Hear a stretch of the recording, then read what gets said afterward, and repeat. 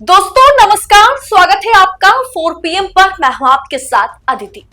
ज्ञानेश कुमार तो महाधुरंधर निकले।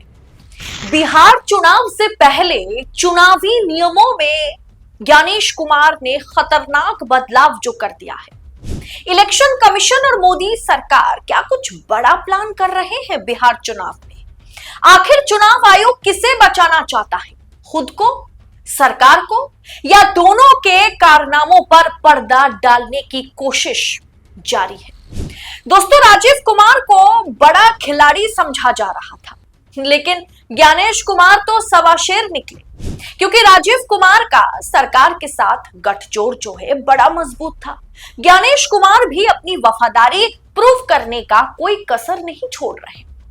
2024 लोकसभा चुनाव का जहां 99 सीटों पर गड़बड़ी का मामला सामने आया था, फॉर्म 17C पर कहीं ना कहीं सरकार घिर गई थी, चुनाव आयोग घिर गया था, मत प्रतिशत, वोट परसेंटेज में लगातार बढ़ोतरी का मामला था। उसके बाद हरियाणा और महाराष्ट्र चुनाव में भी गड़बड़ियां पाई गई।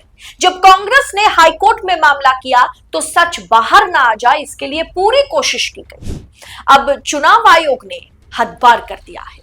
चुनाव आयोग ने चुनावी पारदर्शिता को ताक पर रखकर फिर से चुनावी नियमों में फेरबदल किया है, जो सवालों के घेरे में है, जो चुनाव की पारदर्शिता को पूरी तरीके से खत्म करेगा। चुनाव नियमों में संशोधन कर पहले चुनाव से जुड़ी सीसीटीवी फुटेज जैसे डेटा तक लोगों की पहुंच को रोक दिया गया था। आपको याद होगा, महमूद प्राचा को जब पंजाब हरियाणा हाईकोर्ट ने चुनाव आयोग से कहा था कि महमूद प्राचा को, सुप्रीम कोर्ट के वरिष्ठ वकील को, आप सीसीटीवी मुहैया कराइए, तो रातों रात नोटिफिकेशन जारी करके उसमें बदलाव किया गया था कि अब से सार्वजनिक सीसीटीवी फुटेज नहीं किया जाएगा। और अब चुनाव आयोग ने एक चौंकाने वाले फैसले में मतदान के वीडियो और पिक्चर्स, तस्वीरों को सुरक्षित रखने के समय को घटा करके सिर्फ 45 दिन कर दिया है।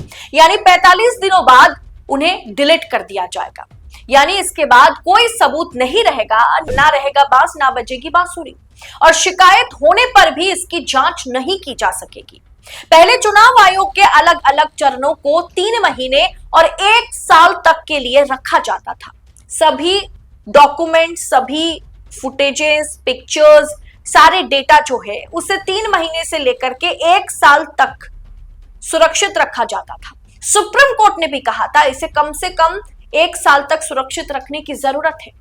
लेकिन अब सरकार ने चुनाव आयोग पर ऑफकोर्स दबाव डाल करके इसे बदल दिया।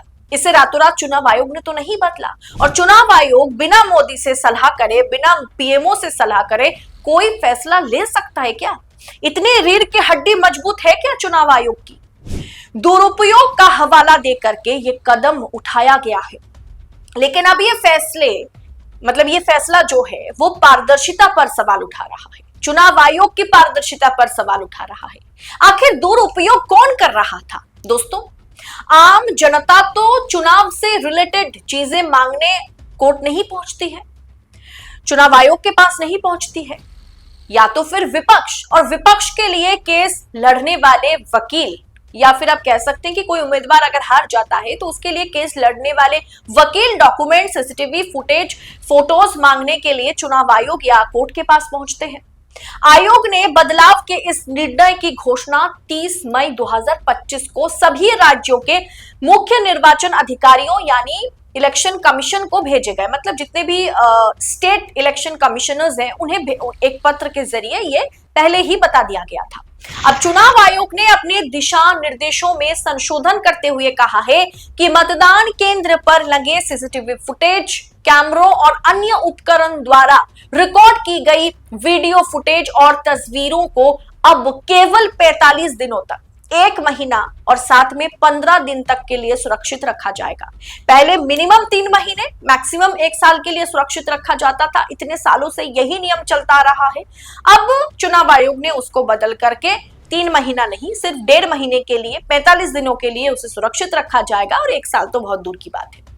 पहले ये अवधि 3 महीने से लेकर के 1 साल तक की थी। ये चुनाव परिणामों की, चुनावी रिजल्ट की घोषणा के बाद किसी भी विवाद या कानूनी चुनौती की जांच के लिए पर्याप्त समय मानी जाती थी। चुनाव आयोग का कहना है कि इस कदम का उद्देश्य डेटा के दुरुपयोग को रोकना और सुरक्षित रखने की लागत को कम करना है। चुनाव आयोग ने दुरुपयोग को लेकर के इलेक्शन कमिश्नर को भेजे गए, मतलब जितने भी राज्य के स्टेट इलेक्शन कमिश्नर्स हैं उनको भेजे गए जो दिशा निर्देश हैं उसके जरिए जानकारी दी। द इंडियन एक्सप्रेस की रिपोर्ट के अनुसार इलेक्शन कमीशन ऑफ इंडिया मुख्य चुनाव आयुक्त ने भेजे गए निर्देशों में कहा है, हाल ही में चुनाव में हिस्सा नहीं लेने वालों द्वारा इस सामग्री का दुरुपयोग सोशल मीडिया पर गलत सूचना और दुर्भावनापूर्ण नैरेटिव को फैलाने के लिए किया गया है। ऐसी सामग्री का चुनिंदा रूप से और संदर्भ से बाहर इस्तेमाल किया गया है जिसका कोई कानूनी मतलब नहीं है। इन वजहों से यह समीक्षा की गई है। यह हाल के महीनों में चुनावी प्रक्रिया के सीसीटीवी फुटेज से जुड़ा चुनाव आयोग द्वारा किया गया दूसरा सबसे बड़ा बदलाव है और इसके चलते फिर एक बार चुनाव आयोग सवालों के घेरे में है। चुनाव आयोग की निष्पक्षता पारदर्शिता सवालों के घेरे में है।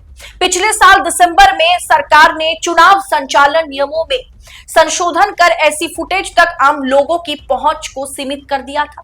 आखिर चुनाव आयोग चाहता क्या है? बिहार चुनाव से पहले नियमों में ऐसा बदलाव किया गया जो संकेत दे रहा है कि इस चुनाव में शायद कुछ बड़े घोटाले को अंजाम देने की कोशिश की जाएगी। दोस्तों, आपको क्या लगता है, चुनाव आयोग को सालों से चलते आ रहे नियमों में बदलाव करने की जरूरत क्यों पड़ रही है? और पहले के समय में चुनाव आयोग की पारदर्शिता निष्पक्षता पर सवाल नहीं उठाया जाता था, लेकिन अब पिछले कुछ सालों से मुख्य चुनाव आयुक्त की, चुनाव आयुक्तों की, चुनाव आयोग की पारदर्शिता पर, कामकाज पर सवाल उठाए जाते हैं। हमने देखा है चुनाव में धांधली के मामले सामने आते हैं, लेकिन अब नियमों में बदलाव किया जा रहा है। आखिर इसके पीछे वजह क्या है? आपको क्या लगता है?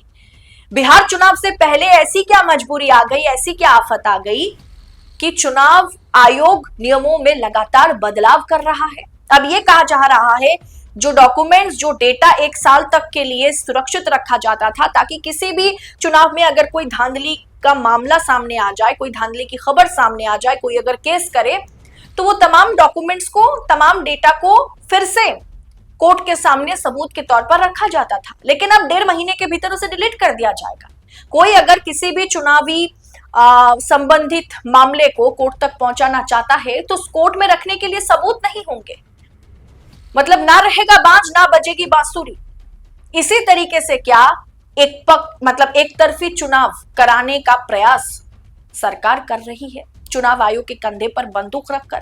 क्या यह विपक्ष के साथ गद्दारी नहीं है? यह विपक्ष को धोखा देना नहीं है? क्या यह चुनाव लोकतंत्र का सबसे बड़ा पर्व है? क्या यह लोकतंत्र के साथ खिलवाड़ नहीं है? आप अपनी महत्वपूर्ण टिप्पणी कमेंट बॉक्स में हमारे साथ लिखिएगा जरूर, साझा जरूर कीजिएगा।